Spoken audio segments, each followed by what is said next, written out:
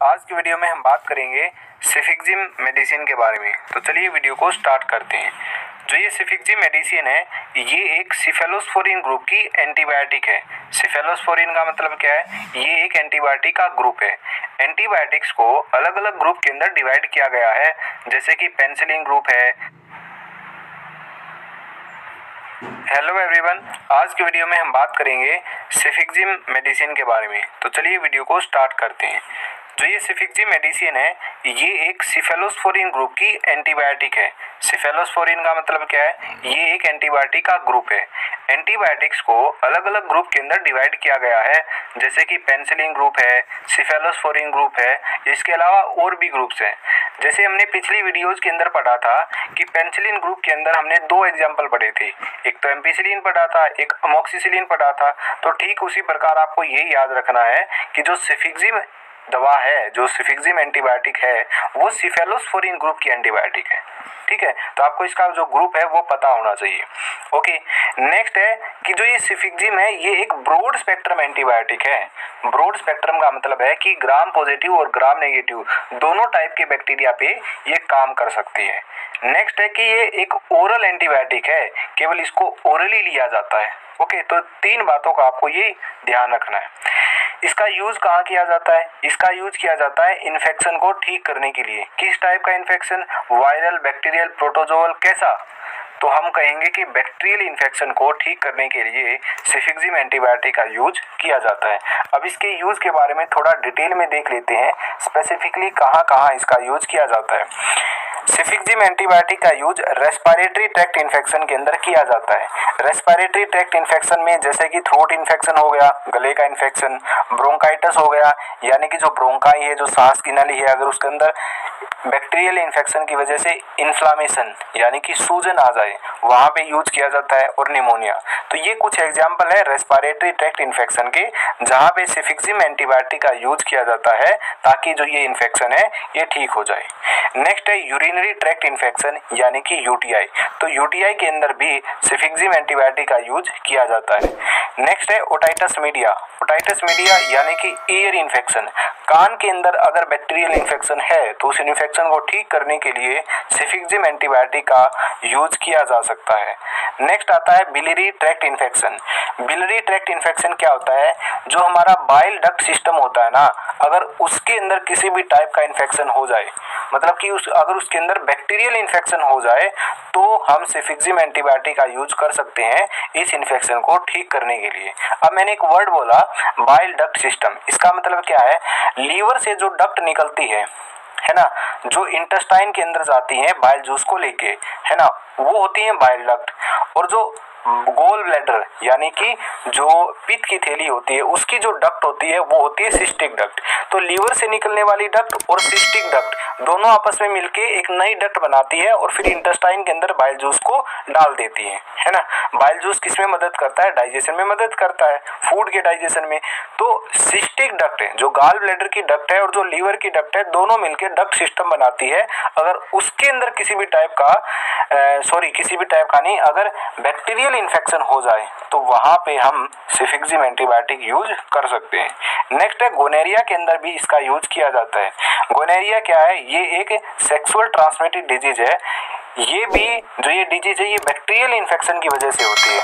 तो इस कंडीशन के अंदर भी जो सिफिक्जिम दवा है उसका यूज किया जाता है। ठीक है, एक और यूज है जो मैंने यहाँ पे नहीं लिखा है, अगर मसूड़ों के अंदर इन्फेक्शन हो जाता है तो भी सिफिक्जिम एंटीबायोटिक का यूज किया जाता है। और जो डेंटिस्ट है ना, वो सबसे ज़्यादा सिफिक्जिम एंटीबायोटिक ही प्रेफर करते हैं, है ना। एक तरीके से ये लगा लो, सबसे फेवरेट एंटीबायोटिक जो डेंटिस्ट की है ना, वो सिफिक्जिम होती है। तो मसूड़ों के अंदर भी अगर इन्फेक्शन हो जाए तो वहाँ भी सिफिक्जिम एंटीबायोटिक यूज की जाती है। ओके, तो ये इसके यूज हो गए। आई होप आपको अच्छे से समझ में आए होंगे। अब इसके डोज के बारे में बात कर लेते हैं। कितना डोज होना चाहिए सिफिक्जिम का? तो डोज होता है 10 mg पर kg पर डे। एक दिन में ना 10 mg पर kg, यानी कि 1 किलो अगर वजन है तो 10 mg दवा देंगे। ठीक है, और डिवाइडेड डोज में देंगे। अब एग्जांपल के थ्रू मैं आपको समझाता हूँ। अगर किसी व्यक्ति का वजन 40 kg है ना, तो हमने कैलकुलेट किया इस हिसाब से 10 mg पर kg पर डे, तो उसको हम कितना देंगे? तो उसको हम 400 mg देंगे। एक दिन में हम 400 mg देंगे, ओके। और डिवाइडेड डोज में देंगे 2 डिवाइडेड डोज में, यानी कि 400 mg देंगे उसको पूरे एक दिन में, तो 200 mg तो सुबह दे दो और 200 mg शाम को दे दो। तो इस तरीके से जो सिफिक्जिम की डोज है वो कैलकुलेट की जाती है और डोज होती है 10 mg पर kg per day in 2 divided dose. Single dose में भी दे सकते हैं, 400 mg सुबह दे दो, बस पूरे दिन में फिर डोज एक भी डोज देने की जरूरत नहीं है, क्योंकि पर डे 400 mg ही देना था। तो 400 mg अगर सुबह दे दिया तो उसे नेक्स्ट डे सुबह फिर 400 mg देना है और उसे नेक्स्ट डे फिर 400 mg देना है। तो मतलब सिंगल डोज में भी दे सकते हो, अगर डिवाइडेड डोज में दिया जाए तो भी अच्छी बात है, ओके। नेक्स्ट है इसके क्या क्या साइड इफेक्ट होते हैं। डायरिया, लूज मोशन हो सकता है, नोजिया, वोमिटिंग, एब्डोमिनल पेन हो सकता है। तो ये कुछ साइड इफेक्ट है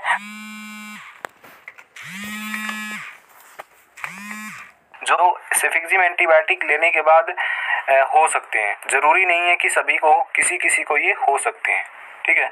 नेक्स्ट है ड्रग इंटरेक्शन। जो सिफिक्जिम एंटीबायोटिक है वो किस किस के साथ इंटरेक्ट करती है। देखिए, अगर कोई पेशेंट सिफिक्जिम एंटीबायोटिक अकेले लेता है, उसके साथ कोई भी और दवाई नहीं लेता है, तो सिफिक्जिम जो एंटीबायोटिक है वो किडनी पे किसी भी प्रकार का डैमेज नहीं डालती है, ठीक है। किडनी को कोई भी नुकसान नहीं पहुंचाती है। लेकिन अगर सिफिक्जिम एंटीबायोटिक को या तो सिफेलोस्पोरिन ग्रुप की जो और दवाइयां हैं उनके साथ लिया जाए, है ना, अदर सिफेलोस्पोरिन एंटीबायोटिक, या फिर अमीनोग्लाइकोसाइड जो ग्रुप एंटीबायोटिक का जिसके अंदर जिंटामाइसिन, टोबरामाइसिन ये एंटीबायोटिक आती हैं, अगर इनके साथ लिया जाए तो किडनी डैमेज होने लगता है। तो इनके साथ कभी भी जो सिफिक्जिम एंटीबायोटिक है वो नहीं लेनी चाहिए, ठीक है, क्योंकि ये किडनी डैमेज कर देती हैं। तो ये तो हो गया हमारा ड्रग इंटरेक्शन। अब कुछ बातें हैं जो आपको ध्यान रखनी है। क्या क्या बातें हैं वो मैं आपको बताता हूँ। देखिए, ये जो बातें अभी मैं बता रहा हूँ ये सभी एंटीबायोटिक के लिए हैं, केवल सिफिक्जिम एंटीबायोटिक के लिए नहीं है। देखिए, जब भी डॉक्टर आपको एंटीबायोटिक देता है ना, तो आपको कोई भी डोज स्किप नहीं करनी है। मान लिया डॉक्टर ने आपको 4 दिन के लिए एंटीबायोटिक दी और आपने एंटीबायोटिक खाई पहले दिन, दूसरे दिन, है ना, दूसरे दिन जब आपने एंटीबायोटिक खाई ना, तो आपको जिस भी जो भी इन्फेक्शन था वो ठीक हो गया मान लो 2 दिन में, उसके बाद आपने वो एंटीबायोटिक छोड़ दी, तो ऐसा नहीं करना है, क्योंकि अगर आप 2 दिन एंटीबायोटिक खाने के बाद वो एंटीबायोटिक छोड़ देते हो जो डॉक्टर ने 4 दिन के लिए दी थी, तो वापस इन्फेक्शन हो सकता है ना। तो डॉक्टर जितना भी आपको कहे कि आपको 4 दिन लेनी है एंटीबायोटिक, तो 4 ही दिन लेनी है, यानी कि जितनी भी डोज आपको डॉक्टर देता है जितने भी दिन की, वो आपको फॉलो करनी है। वो जो पूरा कोर्स है, चाहे वो 3 दिन का हो, चाहे 4 दिन का, चाहे वो 7 दिन का हो, तो डॉक्टर जितने भी दिन के लिए आपको बोल रहा है कितने दिन के लिए आपको एंटीबायोटिक लेनी है, तो उतने ही दिन के लिए लेनी है, चाहे बीच में वो इन्फेक्शन ठीक हो चाहे ना हो, है ना। तो आपको एंटीबायोटिक लेनी है। अगर इन्फेक्शन बीच में ठीक हो गया है और उसके बाद भी आपको एंटीबायोटिक लेनी है ताकि वो इन्फेक्शन दोबारा ना हो। तो कोई भी जो डोज है वो आपको मिस नहीं करनी है, स्किप नहीं करनी है। पहला तो पॉइंट ये था। दूसरा पॉइंट ये है कि जो एंटीबायोटिक्स होती है ना, वो बैक्टीरियल इन्फेक्शन को ठीक करने के लिए यूज में आती हैं, आपको पता है। लेकिन हमारे अंदर भी क्या है, बैक्टीरिया होते हैं, लेकिन वो बैक्टीरिया कैसे हैं, गुड बैक्टीरिया होते हैं, है ना। तो कभी कभी क्या होता है, एंटीबायोटिक्स अगर इन गुड बैक्टीरिया को किल कर देती है तो एक डायरिया हो जाता है, जो इसका साइड इफेक्ट है, यानी कि लूज मोशन हो जाते हैं।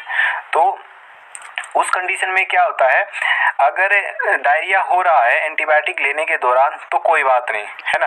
अगर डॉक्टर ने 4 दिन एंटीबायोटिक दी और आपको बीच में 1-2 दिन डायरिया हो गया तो कोई बात नहीं, ठीक है। तो 4 दिन के बाद भी अगर डायरिया हो रहा है या फिर डायरिया तो हो रहा है और साथ साथ ब्लड भी आ रहा है, तो फिर आपको डॉक्टर से कंसल्ट करने की ज़रूरत है, ओके। दूसरा पॉइंट ये था।